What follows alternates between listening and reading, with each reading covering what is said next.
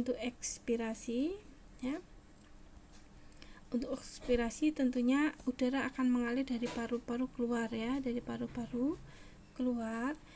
Akan terdapat katup ekspirasi 13 dan 14 di sini, ya. Untuk menghindari ini apa yang dikenal sebagai pernafasan pendulum. Jadi pasien menghirup kembali gas yang baru saja dihembuskan sebelumnya, ya. Jadi mungkin karena gangguan, ya, jadi dia tidak bisa bernafas dengan ritme pernafasan yang tepat. Nah, maka gas yang dikeluarkan itu bisa dihirup kembali. Nah, ini dicegah dengan adanya katup ini. Nah, katup ekspirasi adalah katup aliran proporsional yang digunakan untuk mengatur tekanan yang diinginkan di sirkuit aliran pasien. Kemudian ada sensor aliran ekspirasi, ya, untuk memonitor ekspirasi pasien dan kecepatan alirannya. Kemudian juga ada sensor tekanan barometrik, ya, ini, ya, digunakan untuk mengukur tekanan atmosfer yang diperlukan untuk mengubah aliran massa menjadi volume, ya. Jadi karena kita tahu tadi bahwa udara masuk dan keluar itu karena adanya perbedaan tekanan paru-paru dan udara. Nah, kemudian dalam ini, ya, ini yang penting, ya, berarti monitoring tekanan pada peralatan pengukur tekanan, satu untuk aliran inspirasi dan satu untuk aliran ekspirasi. Nah, ini ada alat pengukur tekanan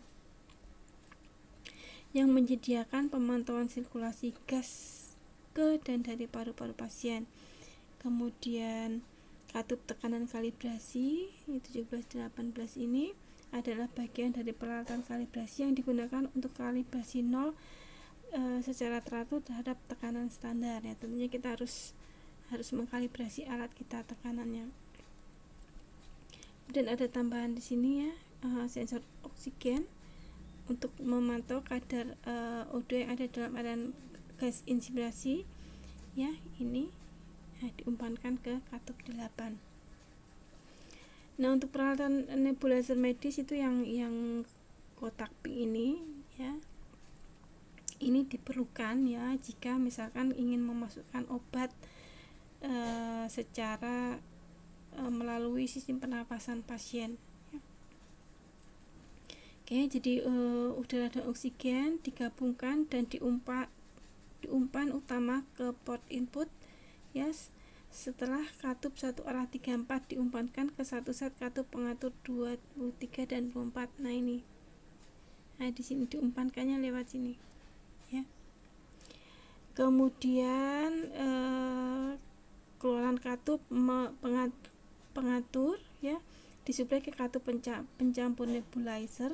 Jadi ada pencampurnya di sini. Kemudian mengumpankan gas ini ke katup pengubah nebulizer di sini, ya. Dan kemudian dilewatkan ke port outlet nebulizer pada ventilator. Nah, ini diumpankan lagi ke ventilator. Gitu, ya. Oke. Nah, variasi desain. Nah, untuk ventilator ini ada beberapa variasi desain. Di sini contoh yang ditunjukkan ada salah satu Carefusion Corp, ya. Jadi untuk ventilator ini memang sekarang dibuka seluas-luasnya, ya, desainnya. Ini terkait dengan adanya pandemi, ya. Oke, jadi terkait pandemi. Desainnya agak berbeda, mungkin bisa dibaca, ya. Jadi bisa dibaca di sini, tapi yang utama adalah ini menunjukkan jadi desainnya adalah digunakan untuk fungsionalitas dasar aliran gas, ya. Jadi satu set port input, ya, dari mana udara bertekanan dan O2 dikirim dari sistem penyimpanan gas di fasilitas medis atau dari kompresor eksternal.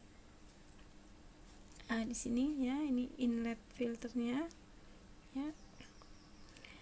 Kemudian ada juga yang desain yang lain, ya, variasi yang lain. Jadi udara itu diambilnya dari luar, ya, diambil dari luar, udara luar, kemudian ditarik melalui filter, ya. Kemudian energinya diperkuat ya dengan menggunakan kompresor putar ya. Oke, di sini. Nah, kemudian udara masuk dari filter saluran masuk ke ini ya. Kemudian jadi di sini ya, kemudian dimasukkan ya. Ini ada solenoid, ada beberapa komponen yang bisa diperiksa nanti ya. Mungkin bisa dicermati ya.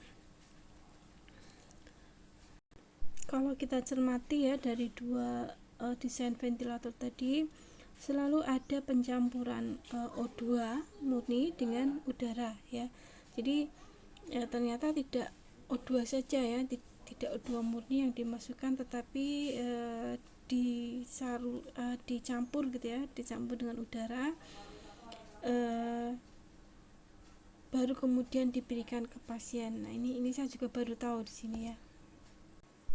Nah, bagian tentunya yang penting dari ventilator adalah adanya kontrol panel ini ya, yang merupakan human machine interface. Jadi antarmuka antara mesin dengan manusia. Di sini tentunya operatornya ya. Jadi ada beberapa bagian di sini ya.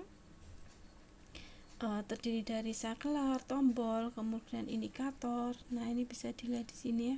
Nanti bisa diamati indikator LED. Biasanya digunakan untuk informasi daya baterai misalkan, kemudian pengisian unit daya baterai, kemudian juga aktivitas nafas yang dipicu pasien juga ditampilkan oleh lampu indikator. Nah, panel kontrol ini juga menampilkan kondisi alarm ya. Jadi parameter telah melebihi batas ambang yang ditetapkan, nah maka akan ditandai dengan adanya alarm. Atau kondisi pasien yang dipantau memerlukan intervensi ya, ada hal tertentu yang untuk kondisi pasien tertentu itu harus ditangani ya. Jadi tidak hanya dibiarkan mesin, tapi dokter sudah harus ambil tindakan. Oke. Nah, ini mungkin bisa dilihat ya, ini kontrol panelnya. Nah, ini saya juga baru tahu ini ya. Oke, dan untuk ventilator ini memang sedang dibuka ya. Diagramnya itu memang dibuka terkait dengan pandemi. Jadi ini kalau saya baca ya, jadi open source ventilator project. Jadi karena kondisi pandemi, maka skema untuk ventilator ini dibuka secara luas ya, open source. Jadi ya open, tidak kita harus membayar paten dan seterusnya ya. Ini terkait dengan pandemi. Oke, mungkin ini sedikit saja mengenai alat baik monitoring, kemudian diagnostik ya, juga sekaligus treatment ya pada untuk digunakan pada organ pernafasan makhluk hidup, dalam hal ini adalah manusia. Oke, baik, terima kasih.